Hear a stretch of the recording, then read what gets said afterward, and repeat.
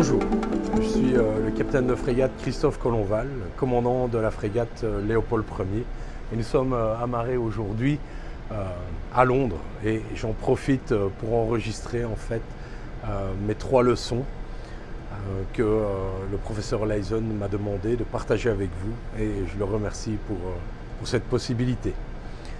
Avant d'aller dans les 3 leçons, je tiens à vous dire qu'en fait c'est un exercice qui n'a pas été très facile à faire. Parce que des leçons, j'en apprends tous les jours et tout au long de ma carrière en fait. Et cette carrière que j'ai la chance d'avoir, elle a commencé en 1987 comme soldat et candidat sous-officier. Et puis après quelques années, j'ai postulé pour l'école royale militaire et j'ai fait l'école royale militaire et j'ai rejoint la marine.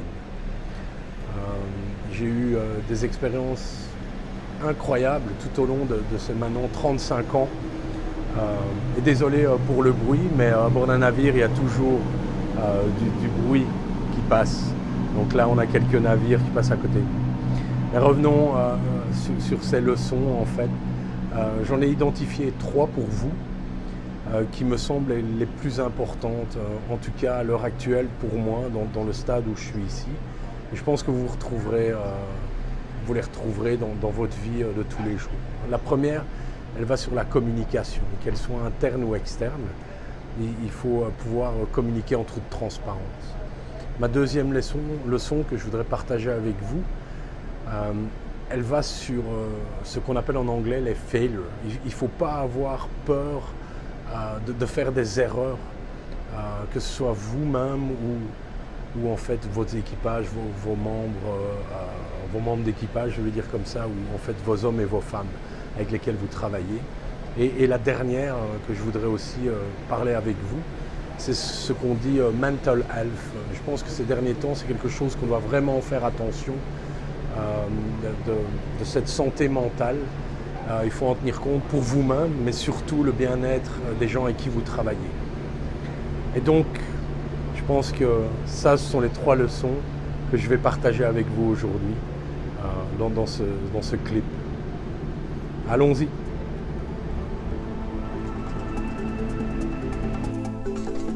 Je me suis isolé et on va couper le background. Comme ça, on n'a plus de son qui dérange pour le truc. Je pense que la qualité est meilleure maintenant.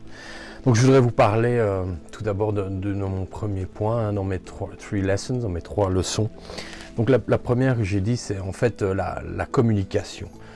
Cette communication, elle doit être faite en toute transparence. Et ça, j'ai remarqué quand j'ai pris le commandement que c'était quelque chose qu'ils avaient énormément besoin à bord, c'est d'avoir cette communication en toute transparence.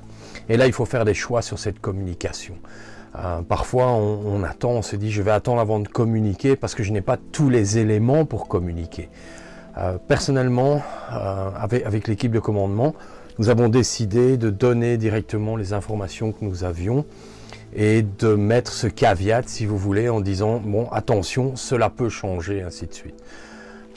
Voilà, et ça c'est de nouveau très très important et peu importe le niveau.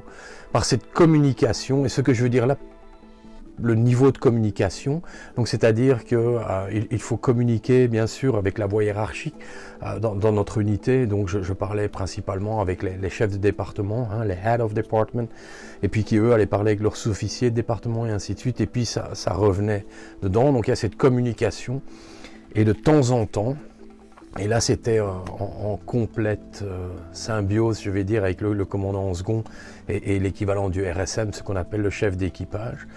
On discutait du moment où je venais communiquer à tout l'équipage et là vous devez aussi donner la possibilité de pouvoir poser des questions et de pouvoir y répondre à ce moment-là.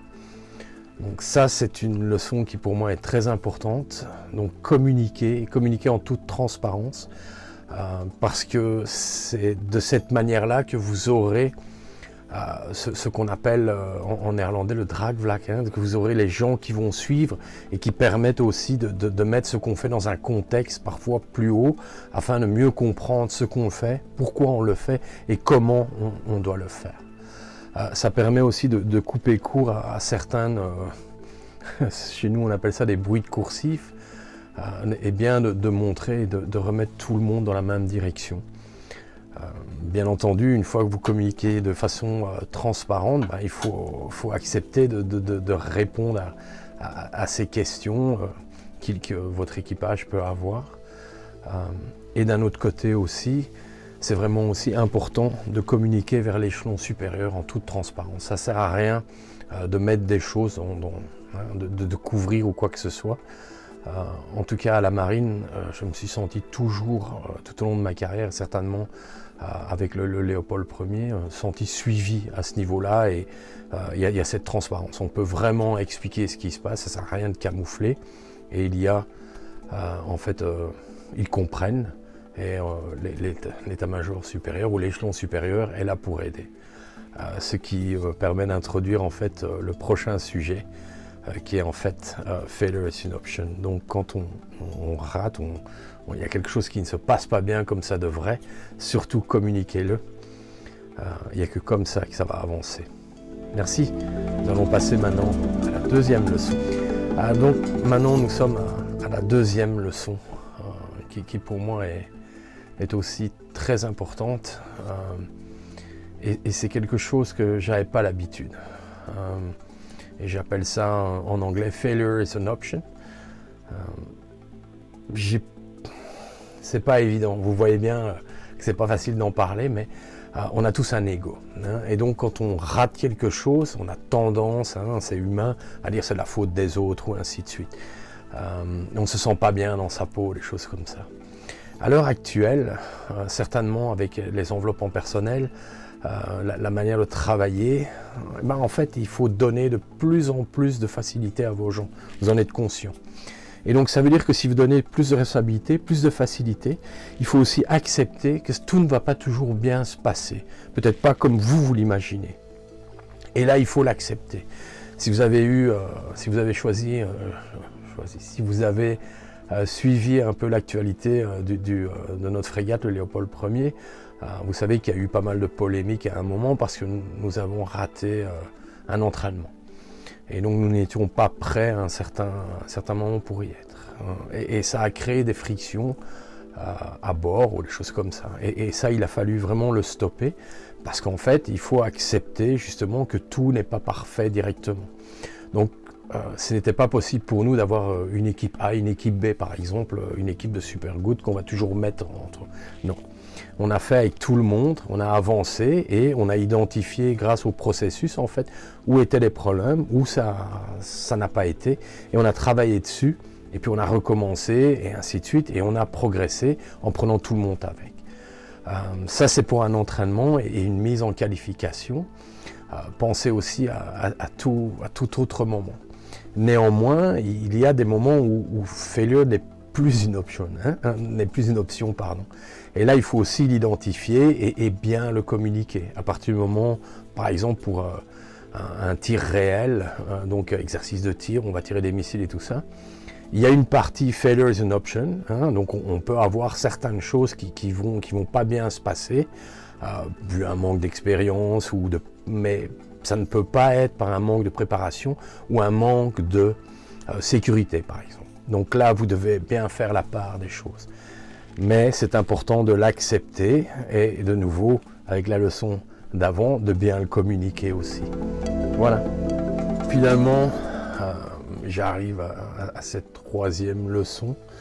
Et cette leçon, je l'ai aussi appris, comme on dit en anglais, the hard way.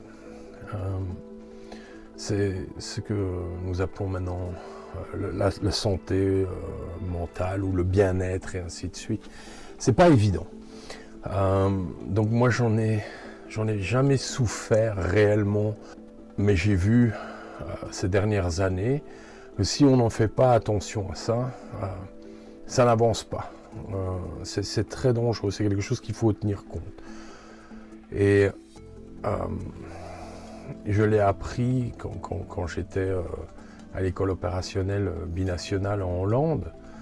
J'ai vu qu'il y avait pas mal de cas de santé mentale et de problèmes de bien-être. Et les Hollandais sont très forts pour prendre soin de ça. Et donc c'est quelque chose j'ai appris là-bas et que j'ai réalisé que chez nous en Belgique et aussi à bord, c'en est là. Si vous prenez l'exemple du Léopold Ier qui sur 2 ans a été seulement quelques semaines en Belgique, à Zeebrugge, je pense 5 semaines, vous imaginez la charge que ça a, que ce soit en santé mentale ou en vie sociale et familiale sur un équipage. Et il faut en tenir compte.